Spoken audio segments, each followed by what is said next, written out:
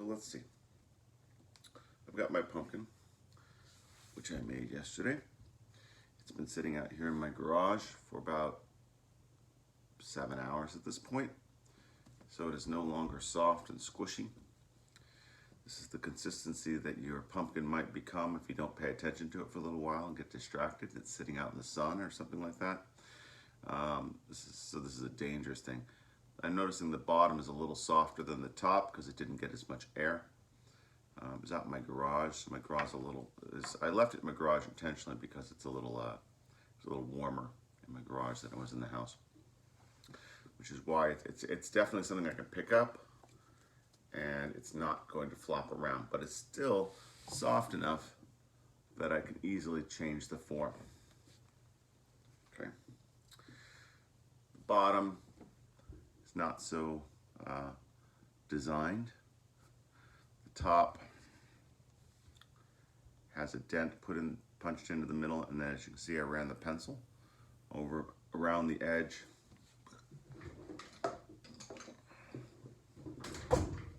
Use the pencil to create that shape. But I did actually take a few minutes before I let this thing dry to kind of run my finger along those edges and try to smooth them out a little bit. So they're already, to some extent, kind of smoothed out. Okay. Now, if I were in a ceramic studio, I'd have all sorts of tools at this point to use. But you're not in a ceramic studio. So you're going to have to jump into that whole thing that I like to teach in my class, which is problem solving and being creative about your solutions and things. And I think I'm going to, for the most part, I think I'm going to be able to accomplish most of the things that I want to do with this right here. It's a smallish fork, and it's got a back end. It's about yay thick. It's a good little tool, I think. I think for the most part, I'm going to be able to use this to push down that edge. I could definitely scrape off clay. See, there's clay right there. I can definitely scrape off the clay with this thing.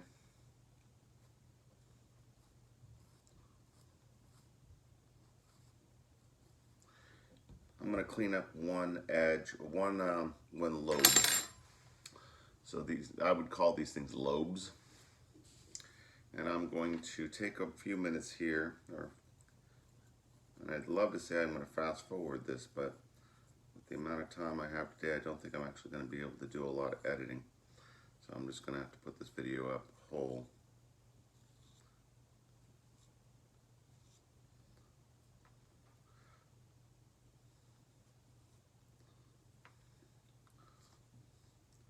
Now, you can also add clay if you wanted to. Say you had an area where it wasn't very smooth, and in order to get the shape you wanted, you actually wanted to add clay. You could also add clay, but what you want to be thinking about is how dry is that clay. My clay is pretty soft right now. It hasn't shrunk very much. It has not dried out very much. It has not shrunk very much. As clay dries, it shrinks. And that's kind of your enemy when it comes to adding new clay. Imagine you have a piece of clay that's 5 inches long, and you let it dry out a little bit, and it shrinks down to, it was 5, so it's 4.5 inches long now. And then you attach a piece of clay to the side of it that is 5 inches long, or that is 4.5 inches long to the side, because you want to add something to the side of it. Now you have a 4.5 inch piece of clay on the side of a piece of clay that used to be 5 inches long. The piece that is now the piece that used to be 5.5 inches long is almost done shrinking at 4.5 inches. But the piece that you added onto it that's 4.5 inches still needs to shrink down to about 4 inches. And so those two pieces of clay will break away from each other. So if you're working on your piece right now, and it's had quite a bit of chance to dry, and right now as you're removing clay, it's coming off the way chocolate would come off. Imagine you've got a chocolate bar and you're shaving chocolate off that chocolate bar. What you're removing off of your pumpkin right now is kind of like shavings of chocolate, then your piece is already dried out a little bit, which is all right, that's fine. But it does mean that if you want to add things to it or put anything on it, then you're going to need to wet it down and kind of get that area to kind of puff out a little bit. You're going to need to you're going to need to wet down that area. You also might want to consider that the clay that you add on to it is not particularly sloppy and particularly wet. Okay. If you are removing clay right now and it's coming off as dust, then you've let it dry too much because this thing has shrunk a lot. Okay, that situation earlier with the 5-inch piece, which is now 4.5 inches, that wouldn't be coming off as shavings, that would be coming off as dust. And then you've got a real problem. In that situation, you'd want to contact me. But the reality is you're probably going to need to get the whole thing damp. Like, imagine I let this thing sit out in the sun. Oh my gosh, I forgot it. And it's sitting out in the sun for the day. And you come back tomorrow and it's almost completely dry. It doesn't mean you need to throw it away. What you could do is you could take some paper towels. You run the whole thing under the sink. Run some paper towels under the sink. Wrap the whole thing up in paper towels. Put the whole thing, paper towels and pot, into your bag. Close it up really well and let it sit. And that moisture from having been run under the sink and being wrapped in paper towels will find its way back into the clay. It will reabsorb into the clay and then the clay will soften. A lot of working with clay is dealing with that whole kind of shrinkage factor and trying to make that, trying to add clay and take away clay, and the whole while trying to make sure that you don't let it become bad or avoid cracking and so forth. So if you're working on a large-scale project where you're going to be working on the same project for weeks, you've got to keep it covered really well the whole time, and you've got to manage how you dry it. And then in the end, when you dry it, you probably want to let it sit, as I did with those vases, underneath plastic for long periods of time so that they can become more homogeneous and they can kind of become even. Now, something else I want to talk about here, I can't make this whole video just one big long video because this is going to take a while if I want to do this well. So I'll finish here in a second. I lost track of what I was just about to say.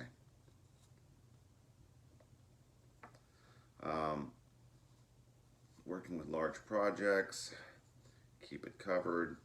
When you're done adding clay and doing all the things you're going to do, you're going to need to, it would be wise for you to cover your thing up in plastic completely and let it sit for a day so that it has a chance to become more homogeneous. All right, so I've done 2 lobes at this point, and I'll come back and do the others later. I'm going to go grab another chunk of clay real quick.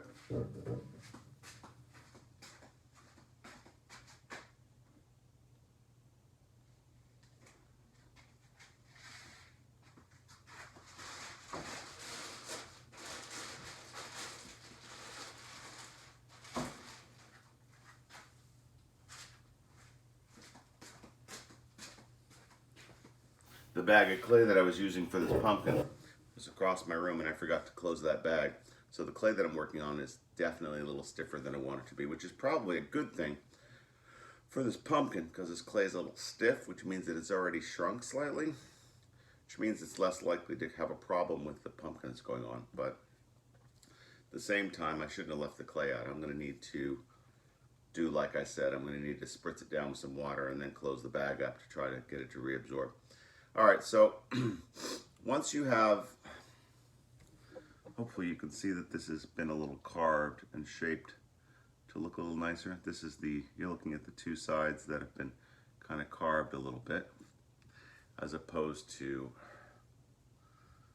the sides that are still uncarved. Once you're done with your pumpkin shape, I want you to get creative with it. I want you to add things to it. Like for instance, a stem. I'm going to roll out a coil. However, I'm going to intentionally make my coil skinnier on one side than the other. Skinnier here, fatter here. I'm also going to take the fat end, kind of drop it on my tabletop.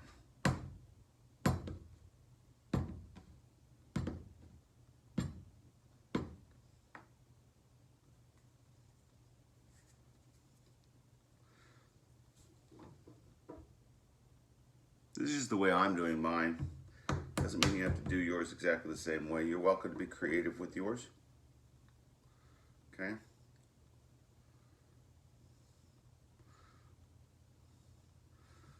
It's interesting, you can see that crack. That's like that because the clay is dried out a little bit. It doesn't want to work as well as it did before because I let the clay dry, which is a problem.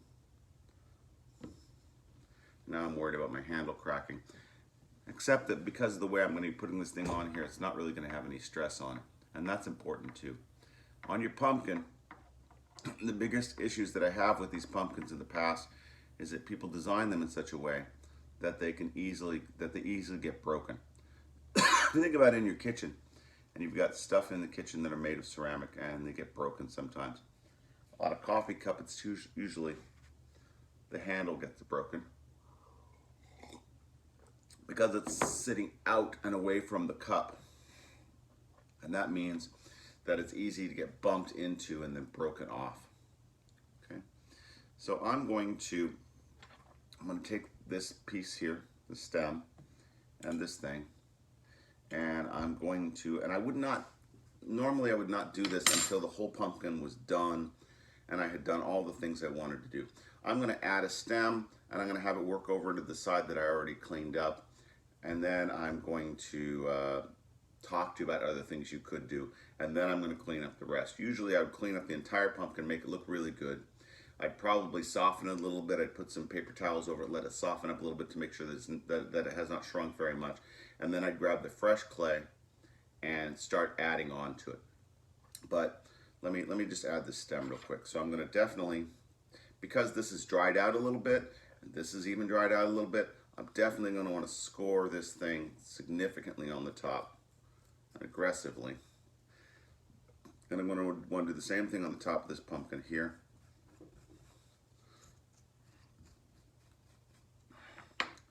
And this is actually not a good shape for this, although it's going to be okay. It doesn't actually fit very well down into this spot. Okay, so I've got these two things here. I'm going to do something really crazy right now. I'm going to dip this in my coffee. I did that quickly so that hopefully it wouldn't leave very much in my coffee. Hopefully it took coffee away and it didn't actually leave anything in. We'll find out. No, it just tastes like coffee. All right, so one way or the other, I basically put some water on that. And I took those two things and I scratched them up really well. And I'm going to definitely take time to push that down well. That's a mistake that people make when they're working in ceramics, is that they will make a beautiful thing and they'll make another beautiful thing. And then they're like, oh, I've got these two beautiful things and I need to put them together, so I need to be really careful while I'm putting them together. And then they never get them, they don't get them attached very well because they're trying too hard to protect them while they're putting them together. So right now, this stem is still pretty rough at this point. It's just kind of a coil. And I'm going to attach that onto here really well. It's really well attached. And then I'm going to bend this thing down into my pumpkin. Now, I would like to just bend this over right now, which is what I would normally do. But since I left my clay out last night, the fresh clay, I'm worried that if I bend this stem over, it's actually going to crack. So I'm going to have to do that off video. So off video, I'm going to do a few things. I'm going to talk to you about that, and then I'm going to end this video. I'm going to soften up that top. If you remember, there was a video that you watched where I put a handle on a pot. If you've watched that video before, if you go onto YouTube and search for it, I'm sure you can find me doing a large coil pot. And I made a handle, okay? And on that handle, I did what's called a pulled handle process, where I took it, I got it wet, and I ran my hands through it. So that's what I'm about to do right now. I'm gonna go in the kitchen, I'm gonna use some water, and I run my fingers through this to soften up this stem. Once I've softened the stem up and stretched it out a little bit, I'm going to lay it over onto this area that I've already cleaned up, and I'm going to attach it. I'm not going to have this thing sticking out like this. If I make this thing and then I fire this thing, then sooner or later, bing, somebody's going to bump that and break my stem. Okay? This is mostly important about the leaves and things like that that you're going to want to add. If you start adding things onto this pumpkin, and you make them thin, and you have them sticking out from the pumpkin, then sooner or later somebody's going to bump it, or it's going to fall off the table, and you're going to break off pieces.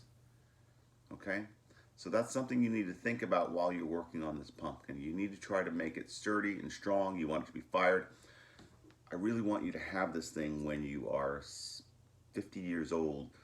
I want you to be going through a box and go, oh my gosh, look at that. That's that pumpkin I made back in junior high school. And then you're going to give this to your grandchild, and they're going to remember this was grandma's pumpkin when she was a little kid. She made that because it survived, because you treated it so well and you made it so strong and sturdy. Okay? All right. So make sure that you attach everything you attach to it really well. Make sure that you keep things in a position so that they're not going to get broken off in the future. On your leaves, if you want to make a beautiful leaf, make sure that leaf is setting down onto the side of the pumpkin so that it's not sitting out on the side, just ready to be snapped off. Okay? And that's the end of the second video. All right. So now I'm done with my pumpkin. I could be spending more time working on it if I wanted to, but this wasn't intended to be. In fact, I have clay sitting out here and a towel,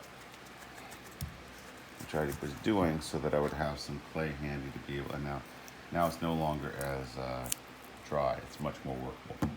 So just setting up my slightly dried out clay and some paper towel for 20 minutes or so fixed the problem of it sitting there last night. And I could add stems to this. And on that note, actually when I'm done with this video, I'm going to cover the whole thing up in plastic in case I decide to add stems. But let's just talk about what I did.